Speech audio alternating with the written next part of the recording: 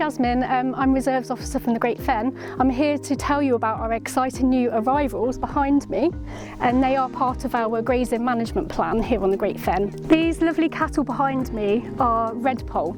They're a native East Anglian breed from Norfolk and Suffolk, and they will be playing a vital role in our grassland management. They will help create the perfect habitat for ground nesting birds such as skylark and meadow pipit, which thrive here on the fen.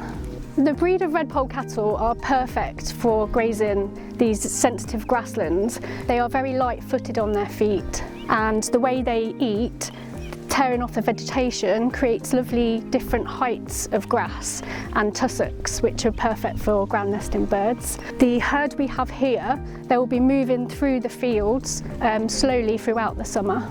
Grazing animals like this are vital across our reserves, but it costs money to ensure the animals are well looked after and that we have infrastructure in place.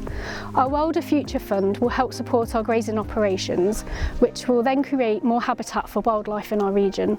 Thank you again for your continued support.